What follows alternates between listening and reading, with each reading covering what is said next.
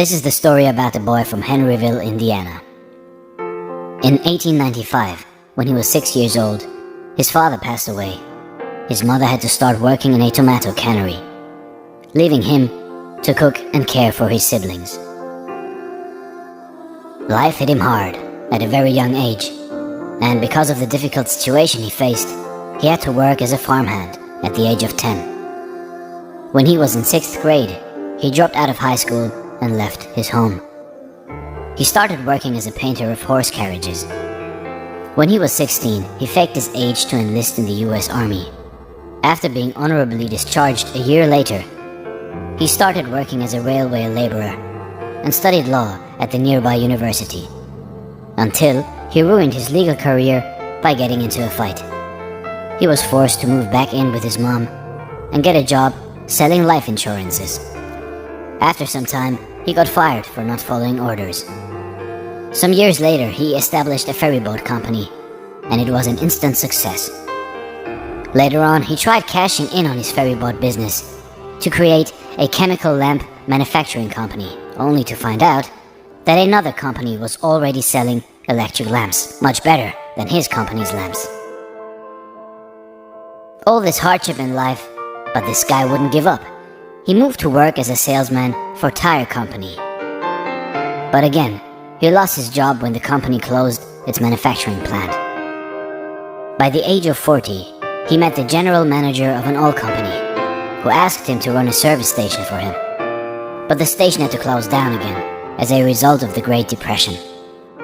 That same year, the Shell Oil Company offered him a service station, rent-free, in return for paying the company a percentage of sales. He started operating the service station and also began to serve chicken dishes and other simple meals for people who were stopping by at the station. His pan-fried chicken soon became a favorite with the people of the area and made him famous in the region. A few years later, he took out the station and started a proper restaurant.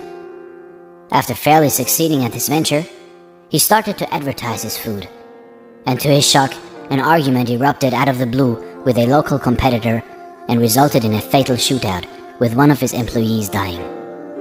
4 years later, he bought a motel next to his chicken restaurant, hoping for better business. But it caught fire and burnt down to the ground together with his restaurant.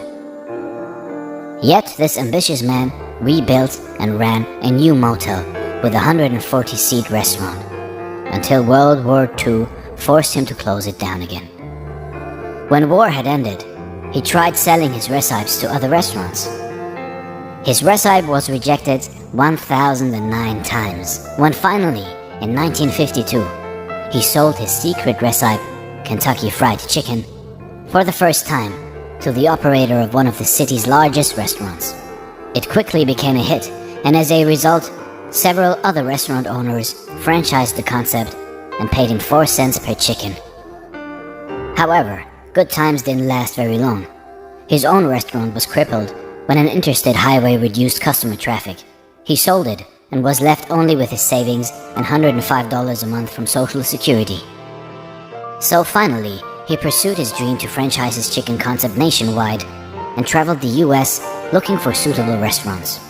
He opened a new restaurant and a company headquarters in 1959. He often slept in the back of his car.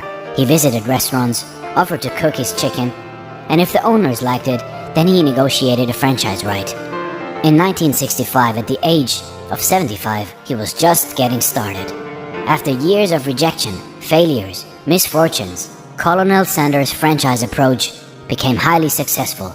KFC was one of the first fast food chains to expand globally, opening outlets in Canada, UK, Mexico, and Jamaica by the mid-1960s.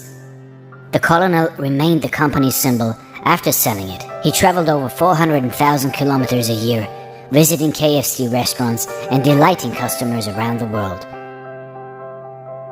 At the age of 90, Colonel Sanders passed away. At that time, there were around 6,000 KFC locations in 48 different countries. In 2018, there were 22,621 KFC restaurants worldwide. If you are overwhelmed by rejection or discouraged by setbacks, Remember the story of Colonel Sanders, a 6th grade dropout, fired from multiple jobs, ruined his legal career, set back by the Great Depression, fire, and World War II. And yet, he became the world's most famous cook after reaching retirement age. Colonel Sanders, the creator of one of the largest fast food chains in the world, was many things. But above all, he was a great success story. With his story, we can learn that despite of thousands of rejections and misfortunes, how dedication, along with hard work, can create success, regardless of age. Thanks for watching, and stay blessed.